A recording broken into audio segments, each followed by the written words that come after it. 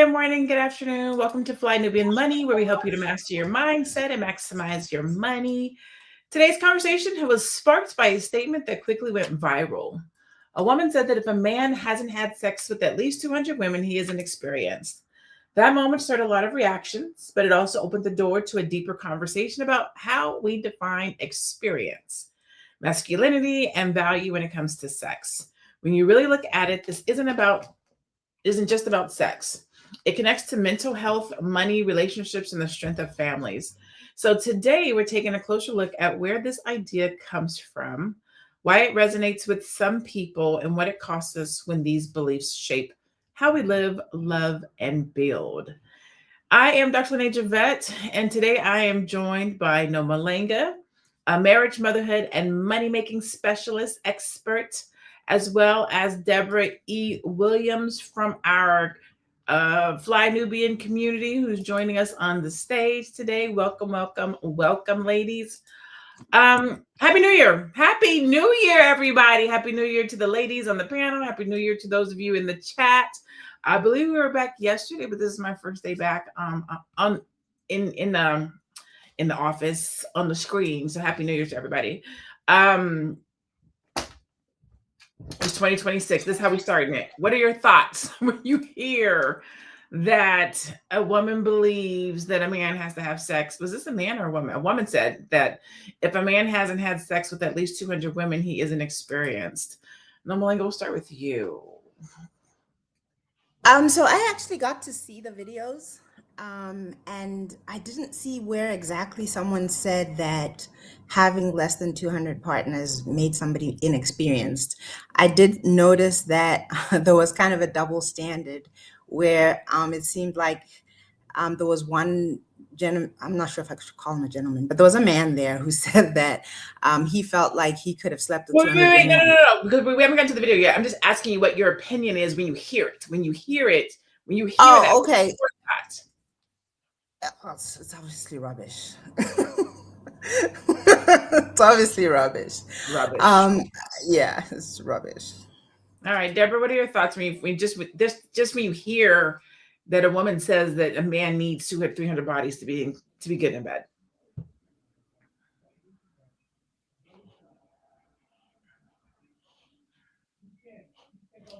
I can't hear you. Hello? Can you guys hear me? I can hear you. All right, I can't hear Deborah. All right. Well, if we have the video, let's go ahead and get started with the video, and then we'll come back and get Deborah's take on it.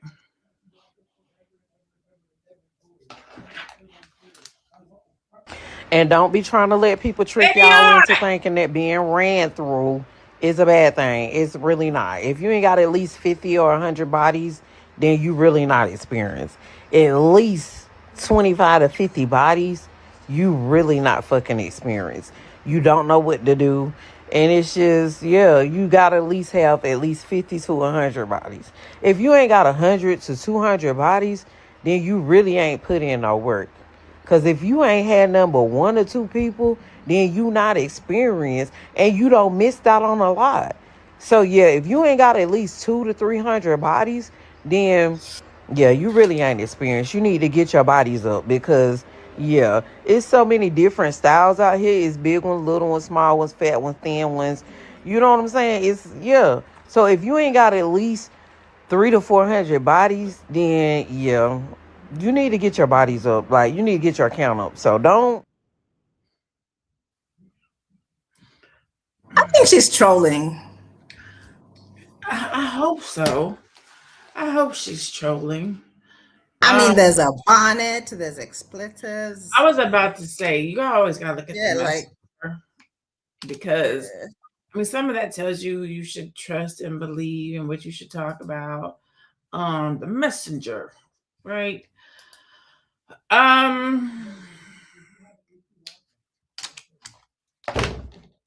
Can promiscuity quietly drain financial resources? Is having sex with that many people going to cause you financial ruin? Or no, like, what are your thoughts when you see the video? I guess you were getting ready to say something about a video that you saw and what was going on in the video.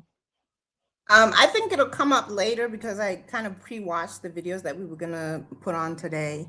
And one guy was saying that he had been with 200 women, and he was just kind of saying he doesn't see anything wrong with it, but he sees something very wrong if a woman had been with 200 men. And you'll find that this woman is also saying the same thing. She's like, she's saying a man must have slept with 200 people. And I guess if the most important thing to you in life is sex, then that conversation kind of makes sense. But other than that, I really don't get it. I don't get it either. I don't understand how a higher body count brings about experience. Now, I understand, practice till you get it right. I mean, I get that, but So one person, you can practice and have 200 sex experiences with one person. That's the point I'm making. That's the point I'm making. You practice does make perfect, right? So you can have 200 experiences, but you don't have to have 200 bodies. I think that's going to make you more confused because John, Jim, James, Jerome liked it one way, Adam, Paul, and Jim like it another way, Steve like it a different way. Like you have all these different experiences. They actually, I think, will be more confusing to you because you don't know who likes what. Deborah, what do you think? Do you think that being promiscuous and having this many partners is going to help you be more experienced in the bedroom?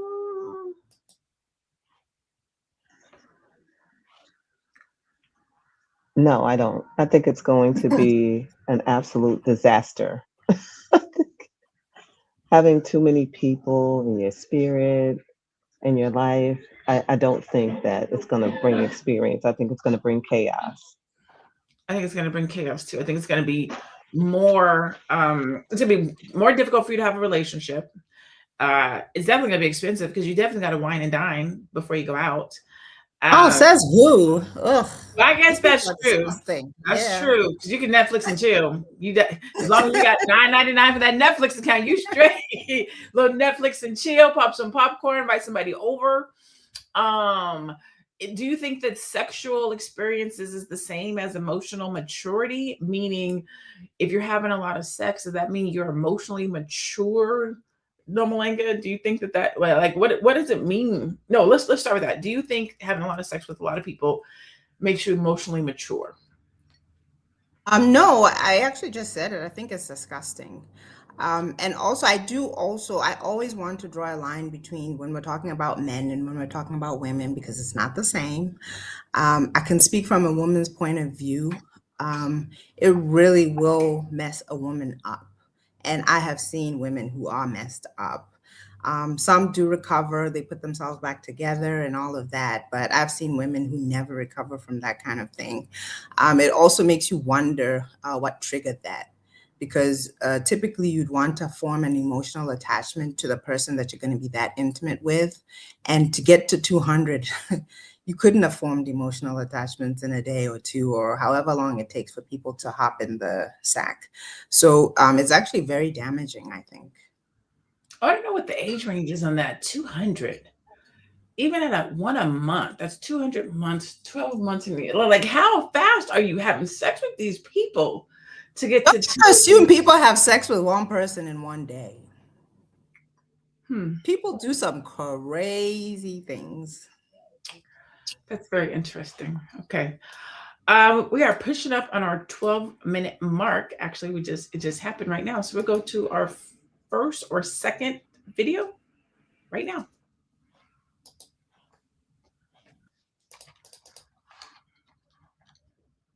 It's 10, you definitely over with. 7? It's over with. But he's 25. 5? How many bodies you What got? the fuck that mean? Because I'm 25. How many bodies you got? Over 200. So the woman can't have more than 5. He's a hoe. Yeah, it's over with. You a fucking hoe. Yeah, you are. Yeah. I'm He's so confused. Yeah. 200? That's crazy. You're a She messy can't hoe. have 10 It's over with. in her lifespan. I'm the only one that could do that. I know. I mean, I think it's hard. I get it. Like, you feel how you feel, but I will say it's different now. Like, women are able to do, I feel like, the same things that men do a lot. Mm-hmm. Truthfully. Like, what y'all... That's the one I was talking about. That's the one I was talking about, with the guy saying he can have 200 partners and that's okay. And then he's like, if a woman even has 10, it's not okay. She's been ran through. She's a hoe, and no, nobody will want her. And as offensive as that sounds, it's actually true. Most men feel that way. I feel like what's good for the goose is good for the gander, but that's neither here nor there. I do think that things are different for men and women. The things that men can do, women cannot do.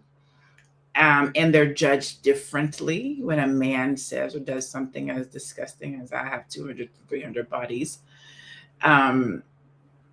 It causes the same, it causes, when a woman says it, it's like, oh, when a man says it, it's like, oh, okay.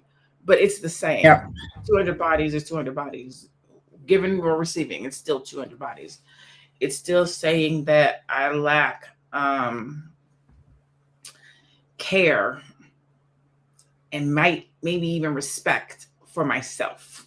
Definitely for the people that I'm laying down. And my body. Yeah. My body, exactly. Now, 200 is a lot of people. What do you think that this type of propaganda out in the world in social media, what does that teach young men and young women about relationships and or sex?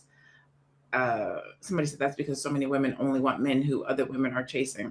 I don't necessarily know if that's true. It is true, but not in the way that it's not in that way. Nolan, what do you think that this type of propaganda, malarkey, so it's not propaganda, it's how men actually feel. That guy just happened. You're saying men feel like they should sleep with 200, 300 women? Maybe not 200 or 300, but if you ask the average man, there's two people standing in front of him. One is a man, one is a woman, and they've both had a lot of sexual partners. They don't judge the woman the same way they judge the man. They're gonna see a guy who's had a lot of partners is gonna be, you dog, oh wow, man, what's high five and all that. And then the woman that is gonna be looked at like, oh, what's wrong with you? And and it makes them think twice about being with her. That's just a fact. It's not, it's not my opinion. It's something that you'll find if you talk to just grab any random 10 men, and I'm sure at least 8 or 9 of them, if they're being honest, have those kinds of feelings. And actually, even women have those kinds of feelings. They don't feel so strongly about a man having they're not as judgmental of a man having a lot of sexual partners as they are of a woman having a lot of sexual partners. Scientifically, I've had it really broken down, and the way we function in terms of our emotions and our hormones is also not the same. Women have more hormones that balance them and make them connect, because we give birth to children, we connect with our babies, we breastfeed, we do all of these things. So we actually need the connection more than men need the connection, which is why we should, if we know what's good for us, have way less of a body count than men, because it literally is damaging to us. It's damaging to us on a emotional, psychological level. It really is damaging. And I think by the time that a woman ends up just, getting up to that 200, 300 mark, something is very wrong. Something is very wrong. Now, so in society, if a man went to maybe his uncle, his dad, his buddies or whatever, and said, this is what I'm doing, they wouldn't say, that's damaging to your psyche, or that's damaging to your emotions, or what have you. They'd more likely be like, man, you better wrap it up, so you don't get no STDs. You better wrap it up so that you don't, make no babies. Or they're not really thinking about his well-being the way that you would think about a woman's well-being. Yeah. God, you said something. I was trying to think what you said something. I was gonna. Or somebody said something. God dang it! I lost my count. What I was gonna say? Maybe hold on. Actually, it was our producer. She said that. Have you listened to music? It's encouraged. That's what she said. And she was talking about how a lot of things are glorified. I remember when this is a little bit off topic, but still on topic. Molly, that song. There was a song about Molly that came out a couple of years ago, and they were um, glorifying lean and popping pills and all these different things, and then pill popping and lean and all these things with spikes because they're glorifying and they're talking about it in the music. And so when you turn around and you hear, she said, sexploitation, pimp movies, stuff like that. You turn around and you hear these songs. I don't even know the songs, guys, so I can't reference them. But I know that there's like some type of song about booty holes, and there's more than enough songs that talk about, you know, how much sex you're having and how you're having sex and what you're doing. And it's not just the men. You got the women on here who, I don't know who's worse, the women or the men. Like the women out here talking about the craziest stuff too. And it's just being pushed that sex is cool and okay. Many partners, women are calling themselves bitches and talking about what they're gonna do in hoes. Like we are allowing the degrading to happen, not just allow, but we're participating in it.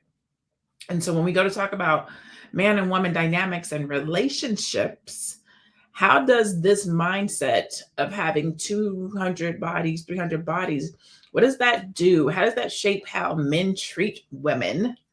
How women are treated by men, the expectations of each other, relationships, when we're saying you got to have 200-300 bodies on you in order for you to know what you're doing, vice versa. So let's take it from the man's perspective first, right? If a man came to me and told me that he had 200-300 bodies, I'm immediately not interested. Immediately. We don't got to talk about it. You don't got to tell me nothing. You don't got to explain. There's nothing. Understand, Lene, how it comes up in conversation. Like, oh, it does. People ask each other, like, okay, you know, what's your favorite color? How many people have you been with? It's so weird to me. I ask. I know my exact number. I know my exact number. I was literally, when I saw this title, I was talking to my dude. I asked him what his number was, and we've talked about it before. But me and my girlfriend was really younger. I was promiscuous, so I kept track. So I would always know. You tell the truth about your number? The number, huh? You tell the truth about your number? Oh yeah. Mm-hmm. I've only been with 2 people, and that's because I was married once before, and I'm married now, so just 2. Oh, girl. No. Not in a bad way, but I'm just like, Norma Lenka, you would not even be in this conversation with the 200 people. You would not at all. They would say you're not experienced, Norma Lenka. Exactly. Somebody says that they've been with me. I'm like, oh, you lying? Who? I don't even know him. Like, who? Armando said women are tricked more into sex by the culture of R&B music. R. Kelly, just an example. You hear things in music, maybe you want to try, maybe you a lot of the music is about sex me, baby, sex me. I mean, there's sex is everywhere. Normally, these are the types of conversations you're having in your home with a parent who's saying, you know, protect yourself, keep your legs closed, ladies, this, that, and the other. But now with social media influence, everybody's talking about give it up, give it out, be independent, be liberated, give it out, like share it. And I didn't even actually get the full question out. How does this mindset shape how men treat women? Deborah, you can answer. Thank you for you're welcome back. How do you think that this type, of mindset affects how men treat women? It devalues your worth. Like, we should know our worth. And the more and more people that you just haphazardly are having sex with, it like devalues you. It, first of all, for the woman, it's an emotional attachment. It may not be as emotional for the men, but definitely for the women, we connect that way. So you're connecting with 200 people, you're going to really be out there. You can actually probably send yourself into a mental state by doing this. And the morality, your morale is low when you do these type of things. You should have a high standard for yourself. I'm going to agree with low confidence. No. I'm going to agree with value. Because a lot of times with men, when men have sex like this, it's ego. When women have sex like this, it's one of 2 things: confidence or lack thereof. Some women who have 100, 200, 300 body counts, it's a confidence thing. I can sleep who I want to. I could, you know what I'm saying? Others do it in reverse, lack of self-confidence, thinking that it'll make a man like them, right? No, Malanga, do you think that, and I'm asking you specifically because you have a low sex count, do you think that high I sexual was being funny, by the way, just saying. automatically, huh? I was being funny. No, you've had more than 2 people? That's why I was saying, like, do you actually tell your number? Because I've only been with 2 people, and the only reason I can admit those. The only reason I can admit those 2 is because I have children.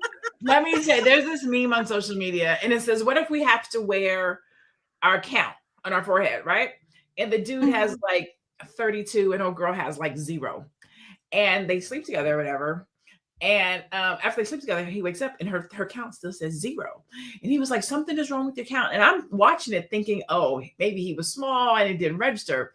And he was like, no, something is wrong. I know, something is wrong, something's wrong. And she rips off her thing, like it's plastic, and it's like 1,322. That's hilarious. That is it like 0.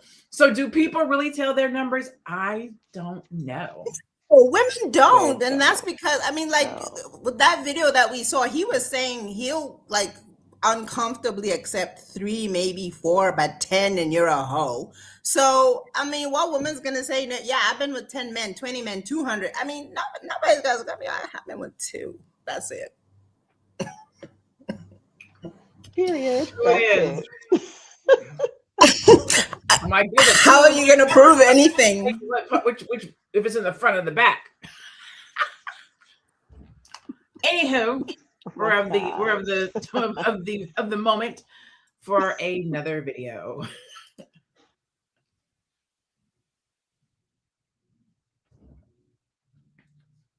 They want a guy who knows what he's doing in the bedroom. Without having hella body count. It's definitely a weird contradiction. It's unrealistic. But I think they would prefer the guy who has the higher body count. Or who has a skill. Well, of course they would choose that, but the thing is, like, they don't worry about, like, a guy's body count as much. Because they know, like, hey, he has experience now. And then they'll just ignore that part. Yeah. As long as you don't bring it up. The past is the past. You don't have to share. I mean, they'll make comments every now and then. It's like, oh, man. If it's good, they'll make comments. I mean, they'll have those thoughts. As long as you don't bring it up and you're not throwing it in the face or whatever. Or look the other way. Or they don't really care and they're just pretending to care. There might be certain individual females that might be like, hey, I've dealt with some. Oh, really? Yeah. They brought it up. Yeah, they didn't like bodies. A body? How'd they feel about it? At one point, they felt some type of way about it. Like, all right, we can't see each other. All right, whatever. They broke it off, right? But then, it's weird. They had conversations with other people, like their friends or whatever. No, this was about celibacy. Never mind.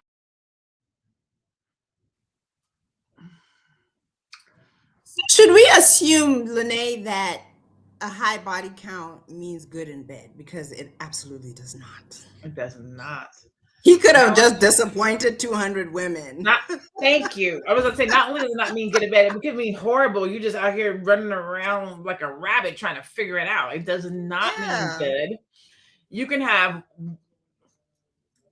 So, I don't want to tell people's business and names, but back in the days, younger men were pulled to the side by a mature woman and told what to do, shown what to do, how to do it. It only took one woman who knew what to do to teach a young man, hey, come here, let me tell you what to do, how to do it, slow it down, and then send that young man out into the world, and he's straight. It don't take 200 experiences for men or women. It also takes a committed relationship. I mean, in a committed relationship, I would hope that both partners were heavily invested in not just in the bedroom, holistically making sure that their partner is happy.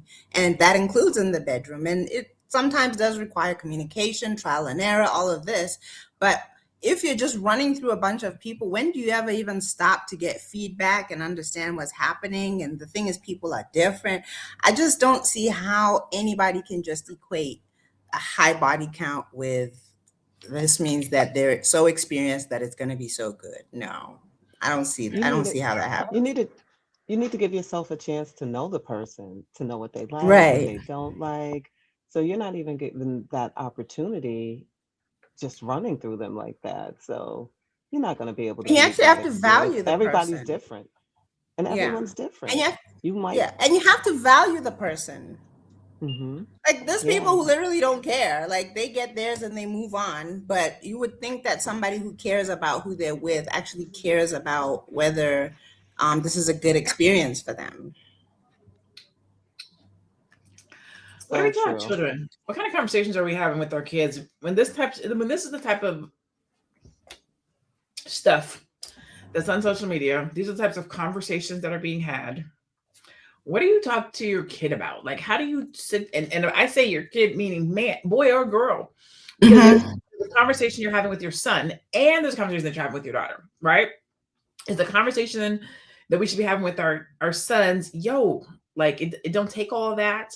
Make sure you of course you're being safe. Um, is it I know it's not wait until marriage, but it should definitely be safe, be selective. You don't gotta tap everything. With our daughters, is it, you know, not on the first night? Is it wait 30 days? Is it wait until you're married? Is it, I mean, because we know they're not going to wait till they're married. Is it make sure you're protected? Is it here's a condom? Like, no, Malenga, and I'm going to ask you to this, Deborah, too. What's the what kind of conversations would you be having with your child around? The standard is wait until you're married. But again, yeah, you do have to be realistic, and you do know that when you tell your child something, they don't always do what you tell them. But then it also goes into that whole conversation we're having about connecting with another human being, caring about them, seeing if they care about you, how do they treat you. As far as our boys go, I don't go into too much depth with them about what they should or should not do. I expect their father to do that. But I would think that as a mother, my relationship with them, their relationship with their sisters, would create something in their mind where they look at other women who are not in our family as, women that should be loved and cared for because they have women in their families that they have good relationships with and they care for them. They're respectful, they try to be helpful, they're kind, they're gentle, and so forth. I really hope that's the standard we're setting and that's the example.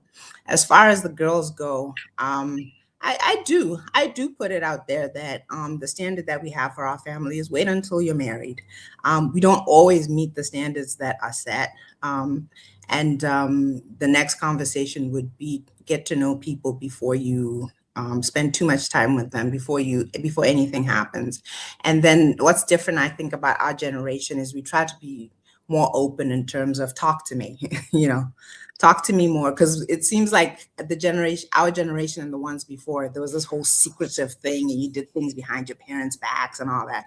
So I think we're a little more open to conversations and trying to have them feel out people by bringing them by and we talk to them to see if they're good people and things like that. And I think that helps. Okay. What about you, Deborah? Yeah, when you mentioned the generation before us, no Malenga, you're right. They didn't talk to us like they should have.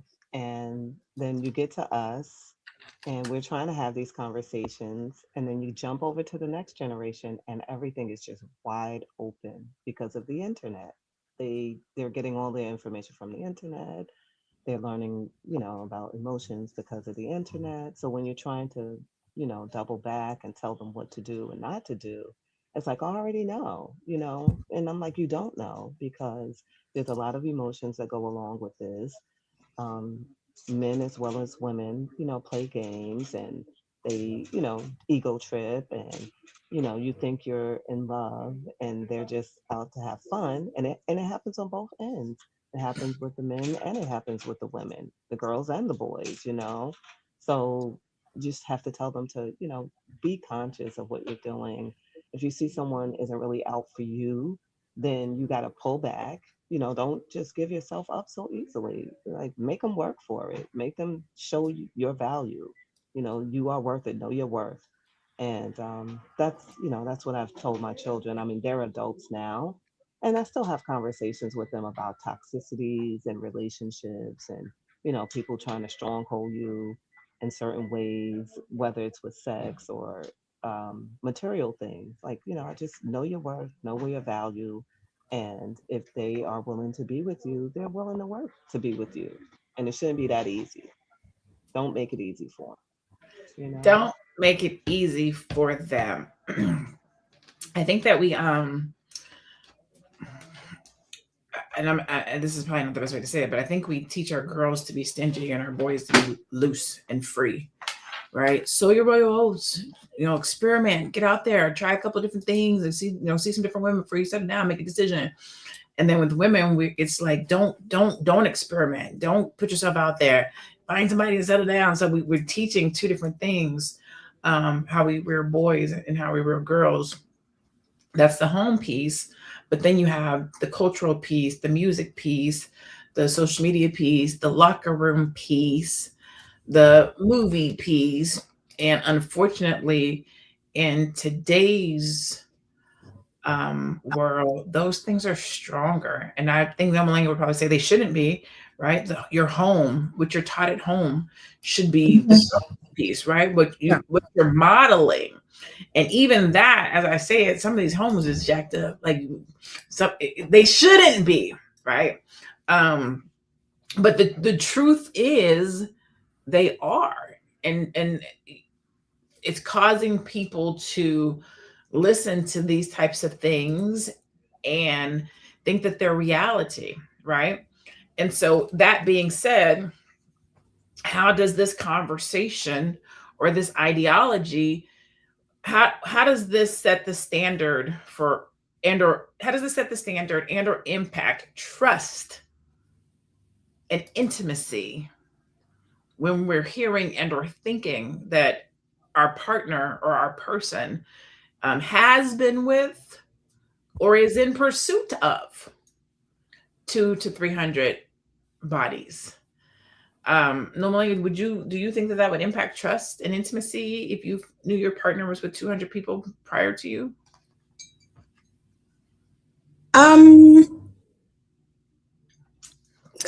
Well, first of all, I don't really think that, I don't think it's good to have been with 200 people. But actually, I don't think it's something that should really come up in conversation. That's just my opinion. You don't think you should talk about how many partners you've been with? No, there's no relevance. There's no. You don't want to know. You don't want to know. You don't want to tell them. I don't want to know. I don't want to tell. I just don't think it's relevant. No. Because I'll tell you something. There is a lot of males or boys go through a phase where they're just very, their testosterone's going, and and then as they mature, they turn into a different person than that young person who is all over the place. What should be alarming is if you're bumping into a man who's in his 30s, 40s, 50s, 60s, and so on, and he's still behaving like a teenager or someone in their 20s who's all over the place. And the thing is, I feel like it's a trap to ask people too many questions. I think that we learn more about people through scenarios or through examples. Like, if you talk to somebody about, like how we're having this conversation, you think, what do you think about this? You'll learn more than if you say to a person, do you think it's okay to be with 200 people? Most people are going to say, no, I don't think it's okay. It's disgusting, blah, blah, blah. And then meantime, they were, or they are, or whatever it is. So that's not very productive. And then also, when you ask somebody, how many people have you been with? Men might fluff up the number around other guys or in general to make themselves feel like, yeah, I did it. I got so many. And women are more like, yeah, you see, and women are tend to modify the number to go down. So it's not, to me, it doesn't seem like a fruitful conversation to have. It's more important to talk about your values, about your future, what it is you want. Again, the standard that we set for our children is eventually they should want commitment, they should want marriage, they should want to build wealth, they should want to build families. So the kind of people that you choose to get to know or spend time with, you should be able to eliminate based on values and what they're showing you about themselves. So this conversation just kind of is like, it's over there. To me, it's just not that relevant. I talk about it and I want to know. The health, one is for health reasons. Like, did you protect yourself with those 75 women? So I want to know about protection. Funny thing is, the most promiscuous people tend to be the ones who use the protection the most because they know they're out there, right? Here and there you get. I don't know if that's necessarily true. There are people who are just careless, right? And I know the few who out here doing what they doing, and they are not. Yes, being safe, right? But I think that it's important to have that conversation. Well, I do it because I was promiscuous when I was younger, and I like to divulge because I don't ever want anything to come back and bite me in the butt. So I'm going to. But why do you? Hold on. We're gonna go to why? Let's go to this video real quick because we can literally keep going. Let's do this video. We'll come right back.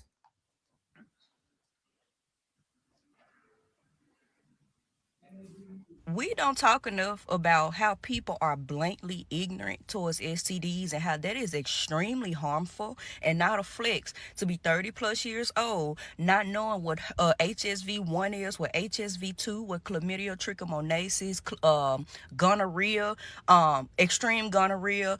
Y'all not knowing STDs scared the fuck out of me. Literally. And it's crazy because it be people like y'all who don't know the differences between STDs that truly, truly believe that it is okay to continue on the negative stigma behind STDs. Like, you will not catch an STD.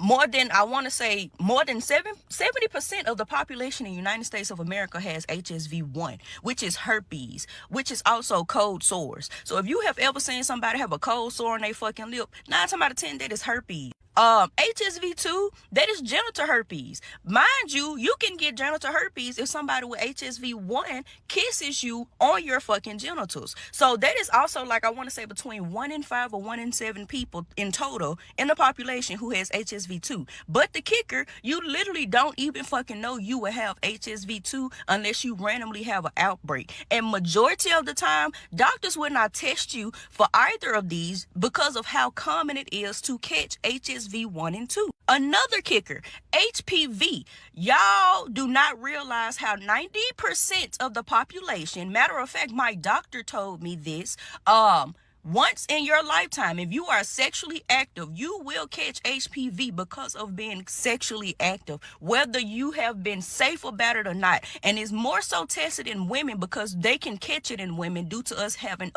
due to our uterus having like cancer benigns or things that look like cancer tumors down there. So HPV shows up first on your test, and then it comes up to showing like if you have cancer or something, they'll tell you have to go to this other doctor to get a certain type of pap smear type shit. Y'all need to be educated. First of all, thank you, Lord, for a clean body. Thank you for being on them streets, Lord, and not having all these newfound STDs. Back to what we were initially talking about. That is why I asked. I want to know. Take a test. If you're about to get into a committed relationship, doesn't it make sense? Isn't it not reasonable, rather than yap about how many you've been with and all this, where people can lie, or just go get tested?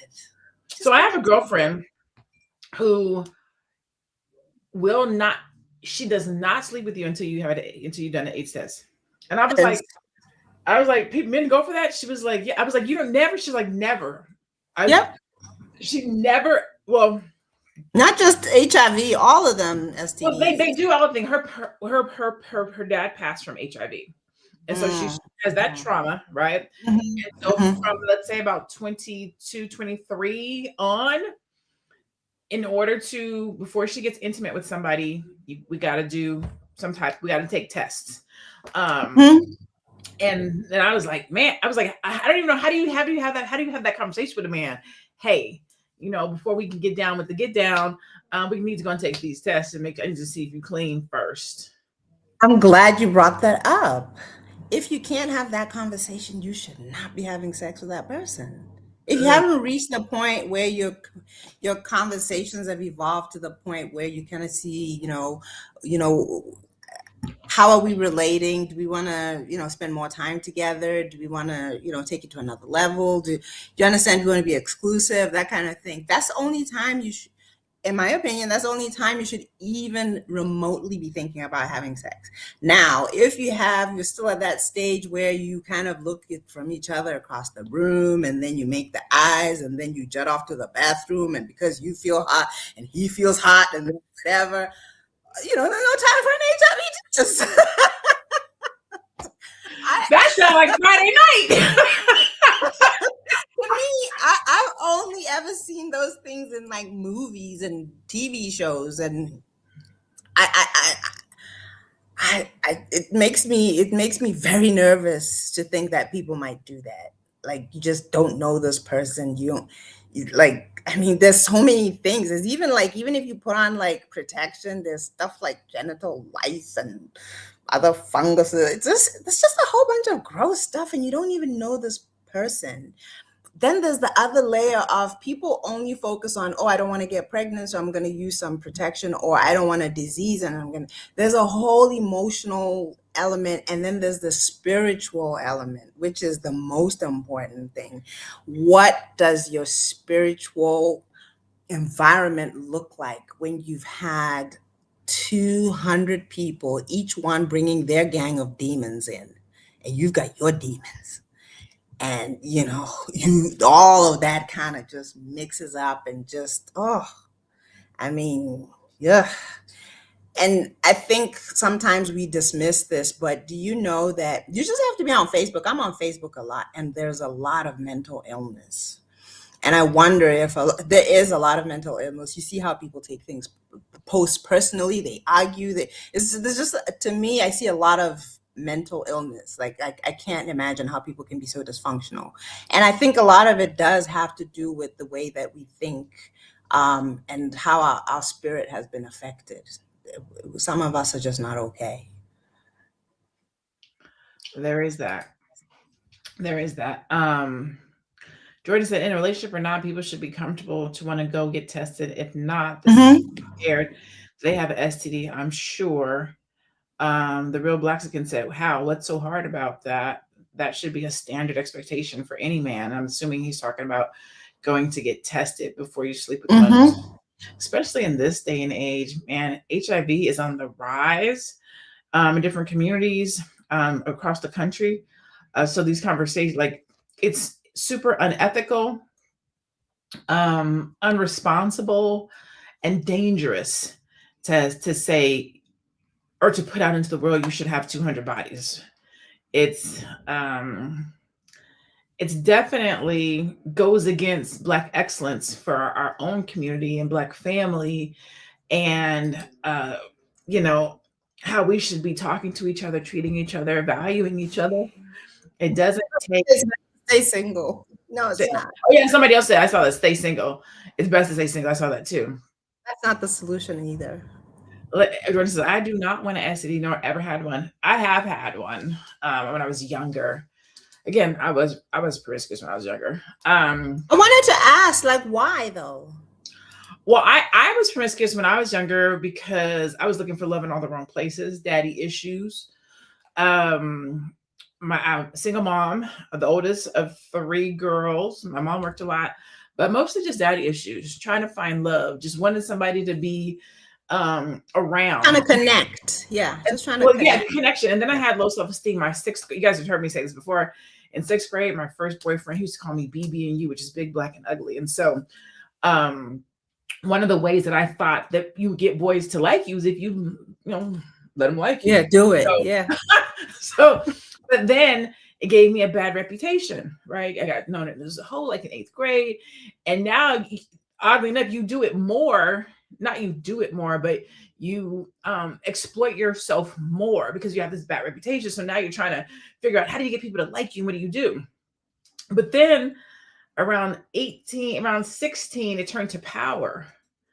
Then it turned to confidence. Now I'm like, I got this. But that's still a false power and a false confidence. Well, but you don't know it when you're young. When you're young, you don't know that that's what it is. You know that you're able to move the pieces on the board. You know that you're able to get these, you know what I'm saying? It feels like power because things are happening, right? It's not until you get older and you realize, oh man, I was spiraling. I was hurting myself.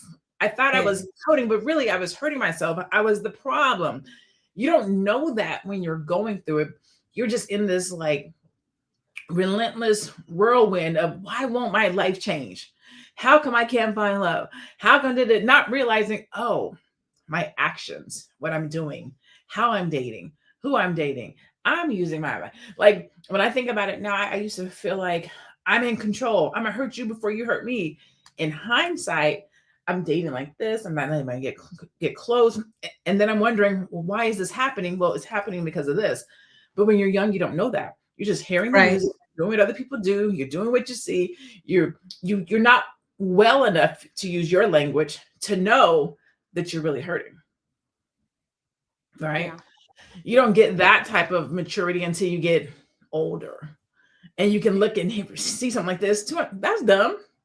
Who would say that? You know, and the sad part is not everybody gets to that maturity level of seeing things different. There's still women who think that it's liberating to sleep around, that, you know, I have needs, I'm gonna do this, I make this much money. If I want an escort to come and satisfy me in between my power, I don't know, travels or whatever. There's still women who think that way. And it's still like a false sense of confidence and a false sense of power, because that's not what that's for. Mm-hmm. And by the time you realize it, you've messed up so much. But by the time, you know what I'm saying, if to your point, you realize it, because there's still a lot of people walking around who don't understand why their relationships look like they do, why they keep dating the same type of man or woman. Mm-hmm. They can't find love. Like they can't figure it out because they haven't taken that time. Or they hear something like this. Oh, well, maybe I haven't slept with enough people. Oh, maybe I'm like, somebody's going to hear this and think, I'm not, that's what it is. I'm not experiencing. I'm not good in bed. Yes. Like this type of stuff is so dangerous because it can feed into someone's already unwell perception of love, a relationship, or their body, or whatever the case might be. All right, so we have some stats and we have one more video. Let's go to our video and then we'll do the stats and then we'll go from there.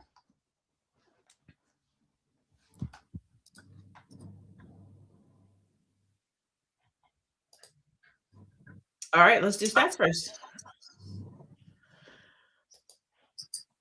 Black families are disproportionately impacted by unstable relationships, which directly affects wealth building and generational stability. Sexual addiction is linked to higher rates of job loss, debt, and emotional isolation. That's a weird one. Children raised in stable two-parent households statistically have better financial and educational outcomes. Financial stress is one of the leading causes of breakups, often intensified by lifestyle, spending tied to dating and sex. Studies show men with higher rates of impulsive sexual behavior are more likely to experience anxiety, depression, and relationship instability. And be broke. In other words. Okay, let's do the video. We'll be right back. Ladies, a lot of y'all don't understand that sexual promiscuity is a trauma response. And I'm going to tell you why. Oftentimes we're mistaking sexual promiscuity for like sexual liberation and being sure of ourselves sexually and what we want. But if we had to crack deep inside the trauma that lies behind that, all it's screaming is that you're trying to fill a void. And this void that you're trying to fill it in your relations with these men. What you're looking for, they can't provide. And that's why you're going from one man to the next, to the next, to the next. Subconsciously, you don't know this. Consciously, you feel that you're making a sound decision for yourself, but you are unaware of how the subconscious mind is working. And what it's saying is that you're trying to fill a void. What it's saying is that you don't feel loved. You don't value yourself. You feel worthless because of the experiences that you went through in childhood. Maybe. I mean, we already said that, but yeah, what she said. A lot of times you don't know it. So hopefully you can get to a place where, somebody said, but it's somebody said maturity. You don't get mature from age. Maturity comes from experience. That is the truth. That is the truth. But also self-awareness, right? Once you start looking at your life, once you get sick and tired of being sick and tired, once you start realizing, like, wait a minute, I'm the problem. You know what I'm saying? Like, how I keep ending up in the same situation? Hopefully sooner rather than later. Yes, right. It's diabolical to put content out with that kind of a conversation. I think it does more harm than good to even promote this kind of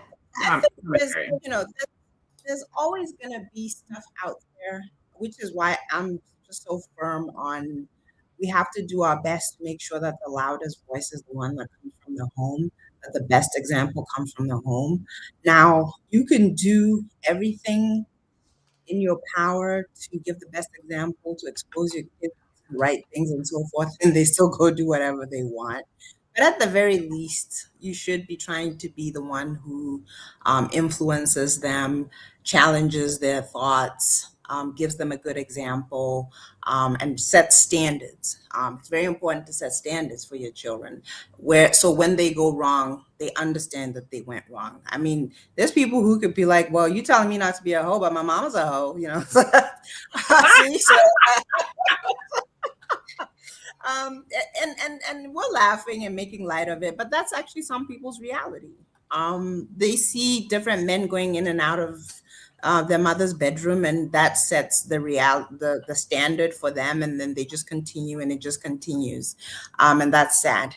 But what I always want is to never have these conversations where it sounds so horrible, it sounds so terrible, and we never actually talk about the fact that there is redemption. I heard you mention that you got to get to a point where you get sick and tired of being sick and tired, and mostly sick and tired of yourself acting the fool, right?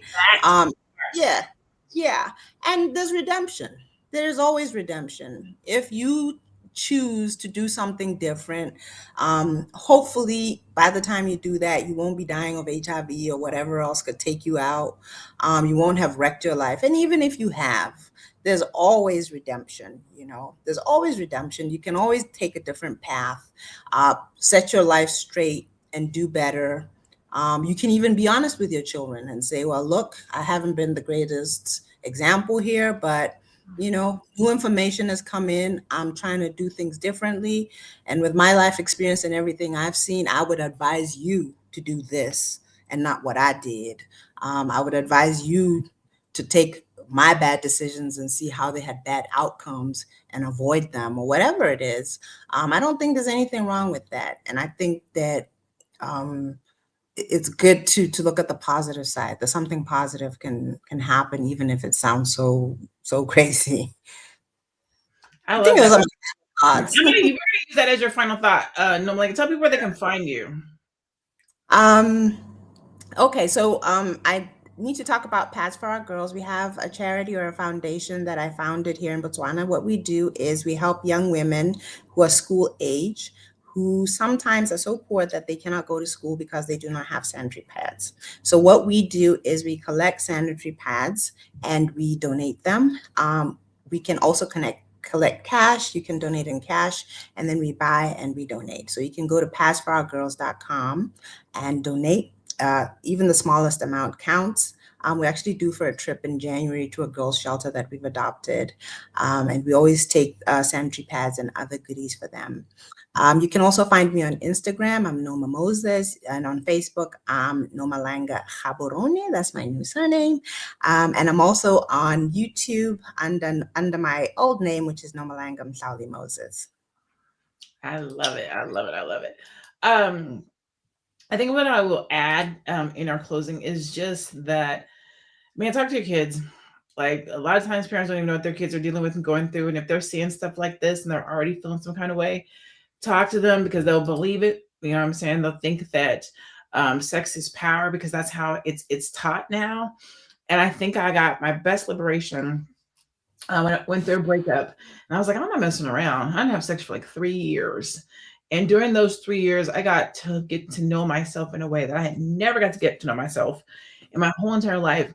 And I think that that is when I was able to like just really get that self-awareness and appreciate myself and appreciate my body and take control over my thoughts and who I am and how I am. Because the accolades are cool, but not knowing who you are and standing up for yourself. And it shows up in everything, how you date, how you eat, how all those things represent how you think and how you feel about yourself. And this is how you end up with listening to somebody who says something stupid like 200 or 300 bodies. So talk to yourself if that's you, but definitely talk to these kids, because this generation, this next generation, this music, social media is jacking them up. And so at the end of the day, experience isn't just about how many people you've slept with.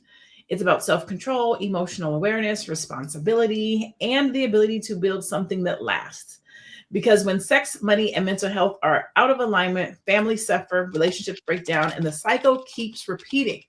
This is Fly Nubian Money, where we help you master your mindset and maximize your money. Hope you enjoyed our conversation today, and we'll see you tomorrow. If you want to stay informed of when we go live, which is Monday through Friday at 1 o'clock p.m. Eastern, you can text the word Queens, Queens, to 87948. Again, that's Queens to 87948. We'll see you tomorrow. Bye-bye.